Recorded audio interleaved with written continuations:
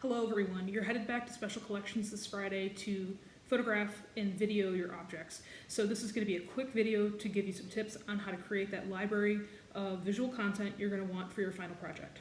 I've got with me two objects today. I don't have medieval manuscripts, but I do have a book and I have an LP, and I think these are going to be good stand-ins for the objects you're going to be working with in your lab.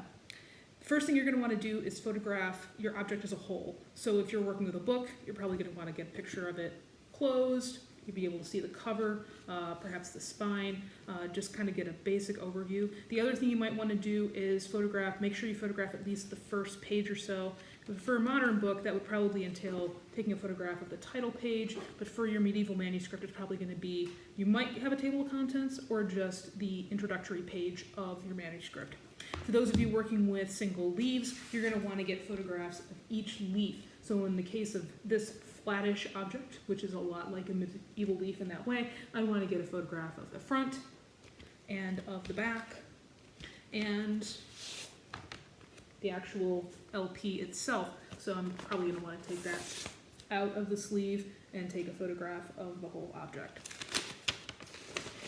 The next thing you're going to want to do is maybe you want to show the scope of your object. A lot of you are going to discuss the size of your item so that people understand, is it handheld, is it very, very large? And telling them how many inches it is can be interesting, yes, but it might be more interesting to give them some sort of comparison of size. So say you wanted to show how big this book is, I can hold it in my hand, and if you want to have that as your option, you can have Liz or I hold it for you in the class. But you could also hold something up next to it to give sort of the perspective of size, say like a pencil, or we can actually probably provide some rulers or tape measures for you guys for the class. So that's another option for you to consider in terms of showing the scope of your object. And you're also going to want to show details of your object. So getting close, take some really nice up-close shots to show maybe off that shiny initial, or a particular type of notation you want to point out, or a certain part of the Latin text that you're going to highlight. On this Meredith Willson object, I would probably highlight little Mr. Wilson in cartoon form with his piccolo. I might find a particular portion of the text that would be interesting to highlight, since there aren't a lot of illustrations in this book. In fact, I don't think there are any. I would maybe pull up this opening piece that says, an old Moravian flute player once told me a story that went like this, that ends with, and then I stood there with my piccolo, there I stood with my piccolo, which is the title of the book. Or I might want to show this really awesome signature of Meredith Willson from 1948 in the cover of his book, which is pretty cool. We also have a similar situation on this item. Even though I'll have pictures of the entire front and the entire back, I might want to zoom in and take a closer shot of the musicians' faces, or I might want to take a closer shot of these really cool signatures that are all over the back of this LP, or the track list. So there's lots of ways to do that. And the thing is, you're going to want to take more images than you think you need. You're not going to want just, 10 or so pictures total. You're going to want like 30 or 40. Because when it comes time to edit your video, you're going to want choices. And the more variety of pictures you take, and the greater number of pictures you take, the more choices you're going to have when it comes to what you put into your video and what it looks like. You're going to have variety instead of showing the same thing over and over and over again. You're going to be able to vary things up. So take pictures from different angles, take them close in, take them far away. Get creative. Think about different ways to showcase your object. Which brings us to video.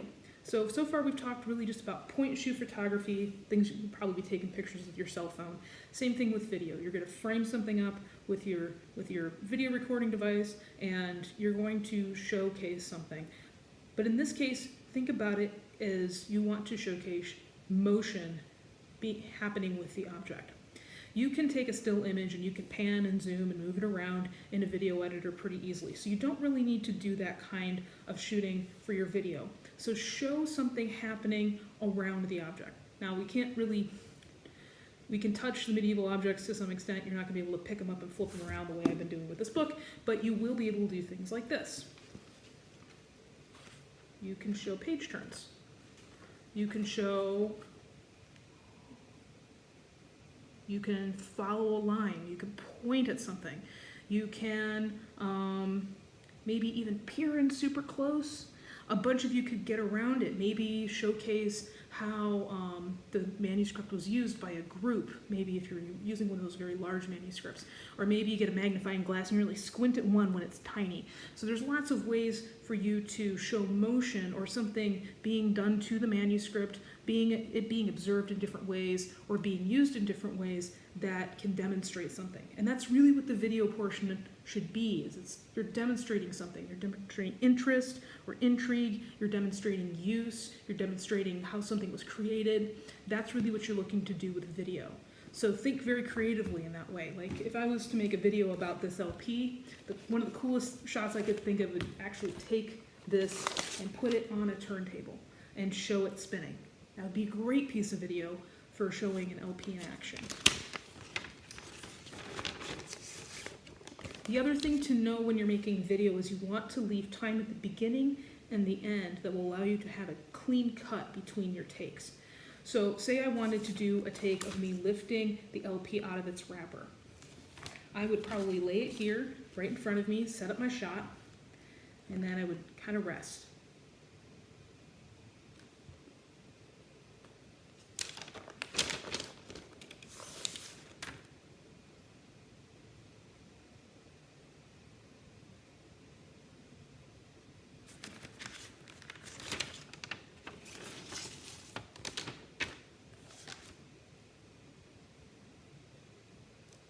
So that gives me space at the beginning and the end of the take to trim it down to just the portion I need.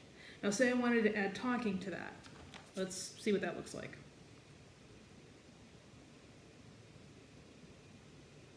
So here I have an LP of Preservation Hall Jazz Band, and this was part of the Rita Benton Music Library's collection, and I found this LP back in 2016 when Preservation Hall came back to campus to help launch the new Hansher.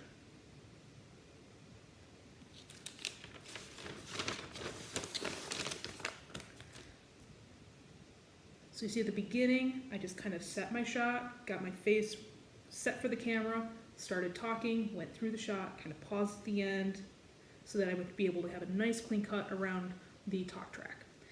The other thing is if you screw up, and you're gonna mess up when you do this, so let me show you what that looks like because I am very practiced at this.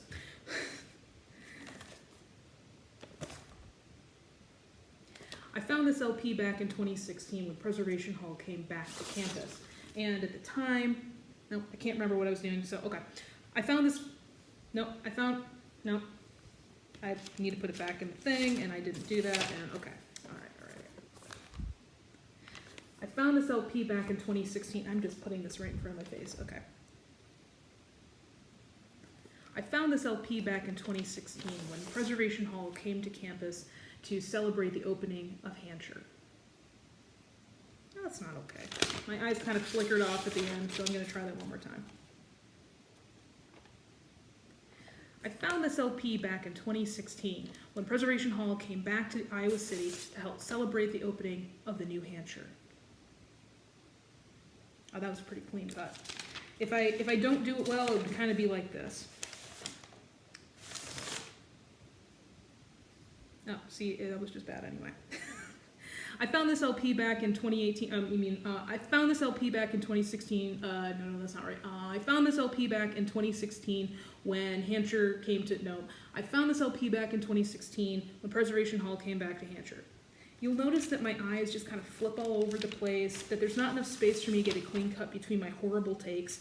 So pausing and resetting, rethinking through what you're gonna say, and then doing the take and giving yourself that space to cut around it is key. So those are just some brief tips to help you figure out what kind of photos to take, what kind of videos you might want to take, and some ways to take them successfully. I did just realize I didn't talk about glare. A lot of you are going to struggle with glare with the Mylar, and Liz and I can help you sort of angle the manuscripts. I've had pretty good luck with that to try and get better shots without as much glare on the screen. And sometimes you need to go to a space with a little bit less light, and I bet we can help you out with that as well. So that's the last thing I'm going to say, and good luck. I'll see you guys in lab on Friday.